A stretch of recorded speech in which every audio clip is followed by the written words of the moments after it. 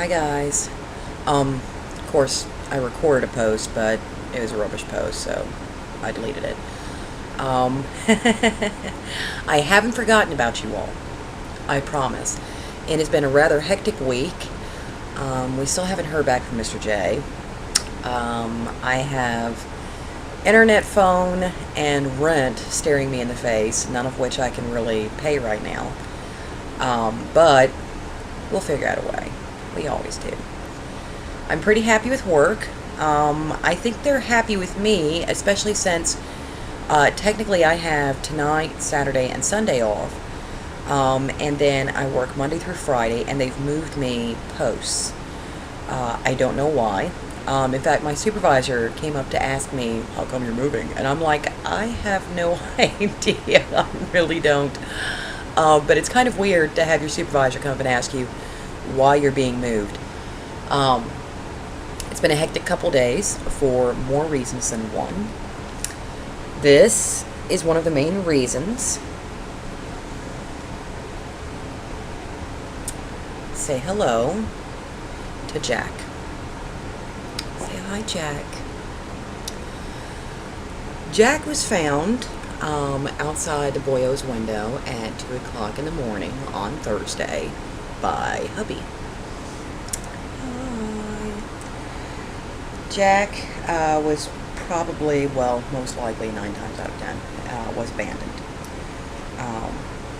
Long story short, hubby grabbed him, brought him inside, thinking that he was most likely going to die, and that he just needed someplace comfortable to do it. While he was getting to the little ball of fuzz on the sidewalk, a car almost ran him over, and a hawk tried to get to him, so he was like, yeah, I probably better bring him inside. I come home, I find there's a cup of milk out with a little dropper, and there is a fuzzy baby sitting on hubby's chest who looks all messed up. Oh my god, he looked horrible. And and hubby's like, call a shelter, we're not keeping him. Yeah. Because he's always mean like that. So I called an animal hospital. They were like, oh, don't we have shelter listed? We're not a shelter. Okay. Humane Society, ASPCA, Shamrock Society, which is a no-kill shelter. None of them are taking cats and kittens. Of course not. It's June. It's the middle of summer. So everybody's dumping their animals.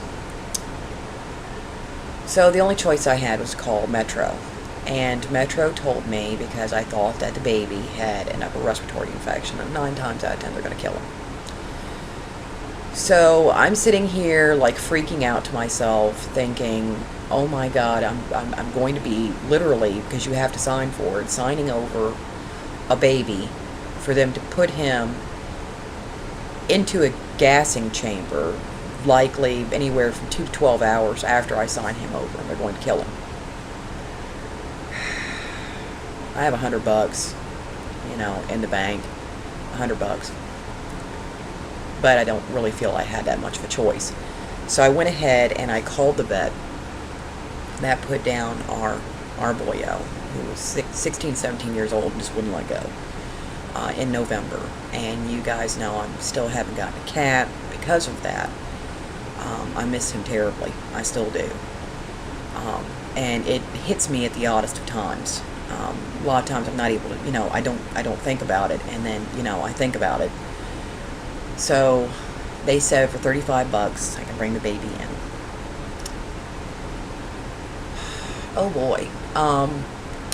We know his eyes were crushed shut, likely because of the upper respiratory infection and probably an eye infection. I mean, he's a kitten, and kittens have a tendency to sleep in piles and walk all over each other, and thus eye infections are a standard thing with them.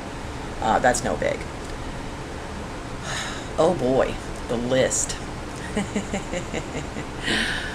Baby had tapeworm, likely because of fleas, which he has no fleas. The fleas decided that he was supposed to be dead, so they jumped ship. He had fly larvae right here. Of course, eye infection, upper respiratory infection, dehydrated, malnourished, and ear mites. That was the final clincher. So they decided they were going to wash the baby off. I guessed him between 4 to 6 weeks. Well, I guessed pretty much right. Jacko here is 5 weeks old. Way too young in my estimation. We used to give kittens away when they were 8 weeks. I do not approve of the whole spaying and neutering before they are 6 months old, which is the new trend. I don't understand that. I think that it makes a cat either timid or aggressive, a lot like declawing. It's just a really bad idea. But I don't run these programs. Yeah, Jacko had a whole host of problems. So they were going to wash off his face and see if we could get the baby started. And so I sat there in the exam room and thought about how my other kitty got put down in a room just like this one. And they handed Jacko to me. I'm sitting here blubbing and holding a kitten. Because I realized I'm probably going to be out a whole buttload of money. But I couldn't hand over a baby to do what is done for an animal when they're suffering. And my eldest baby had been suffering, and I put him down, which I probably should have done a week before, but I couldn't let go, and he sure as shit wasn't doing it. So, you know, I gave him a mercy, but this isn't something that you give to a baby who's just started out. So I'm sitting here blubbing and holding a kitten. And I know at the outside it had to be at minimum a $300 vet visit. Because they dosed for ear mites. They couldn't give him anything too strong because he's, you know, dehydrated and malnourished. And, you know, I mean, this baby's a mess. So we're dosing him as best as we can. I've got antibiotics that he's supposed to take twice a day, antibiotics for his eyes for 3 times a day. And they gave us a syringeable food because right now with the upper respiratory infection, cats go by sense of smell whenever they go to eat, and if he can't smell, he can't eat. But he held down the milk before we had taken him in. He held down the milk, and he's been doing very good with syringeable food with water. Like I said, I know at the outside it's a $300 vet visit. I walked away for $100. I forgot to bring a check, so I went ahead and I coughed up the whole entire 100 and then came home and robbed Peter to pay Paul, which I know I will be paying for eventually.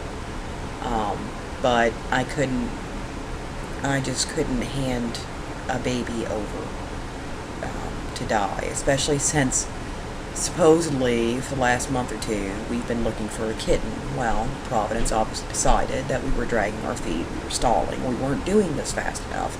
And even though it's very much the wrong time, we got ourselves a kitten. Oh, it's a sleepy baby too. Hello, sleepy baby. So we've got a cat. I was smiling all the way home and told my husband, I'm like, first I laughed like a lunatic, then I'm crying like a lunatic. So I told him, like, I'm thinking of either calling him Jack, after Captain Jack Harkness from Torchwood, because he's supposed to be dead, but he obviously didn't get the memo. Or Rory, because he doesn't look like much, but he's a scrapper. As evidenced when he got tired of the vet washing his face, and let the vet know, since my howling and struggling doesn't seem to convince you, I'll just bite the holy shit out of your thumb, which he did. I'm kind of proud of that. Yeah, that's definitely a scrapper. But he wound up being called Jack, instead of poor dead again Rory. But yeah, he wound up being called Jack, and it looks like we're keeping him. I can't pay my rent. I'm not going to be able to pay my internet and phone bill. But I'm going to be keeping a kitty. I really do. I think that fate decided that we needed a cat. Other than that, taking care of old Jacko here, we're doing pretty good. every night before bed, we read a book, as in we pick out a book, a different one each time, so Rowan doesn't cheat, and Rowan reads to me. I help him out with some of the harder words and show him how to do it, because phonics are non-existent nowadays. Which, don't ask me how children are learning how to read. They obviously are not, because there's no longer such a thing as phonics in the classroom. But it's been pretty good. I've got a job. I mean, they're switching me posts. I don't know why. I'm assuming it's a good thing. And hubby is, of course, his grumpy self. First thing he says, well, I told you we weren't going to keep him. I see how well everybody listens to me. Yeah, whatever. If we weren't going to keep him, he wouldn't have brought him inside the house. He's trying to act like big tough. Of course, first thing I do when I come home is blub over my old cat. And I hand him the baby, and he automatically takes it. So, yeah, we are going to get rid of him soon. But, yeah, things are going pretty good. Job is good. As for the interview, let's see. The first day, Wednesday, when I was supposed to go, I got the wrong directions, so I never showed up. I called up and rescheduled. The next day, Thursday, we got Jack. So I didn't go. I really think that is the twice now that I have been stopped from going to this interview. I think I can take a hint. So I'm going to stick with what I've got now. And if something else comes along, I'll find it. I still got tons of resumes floating around out there. Hubby has, about at least 10 floating around out there. So we'll keep trying. But for right now, I like the place where I'm at. The pay's for shit. But the pay's going to be for shit. But I like where I'm at. I like the people. And it's very close by. I mean, it's 6 miles from me. I mean, you can't beat that with a stick. So I think I'll be sticking with where I'm at. It seems the best idea all the way around. But we're pretty content. I am sorry that I have not been keeping up very well the last couple days, but you can probably see the reason why I haven't been keeping up very well the last couple of days. But I have the next couple of days off, besides today. I slept today, but likely I'm going to be falling around on my face again tonight. And it's like my body needs to do this whole catch-up thing. But if all of a sudden I disappear, it's probably because my neck got shut off and my phone got shut off. So, sorry guys, I'll work on that as I can. Other than that, of course, the bill problem's always going to be there.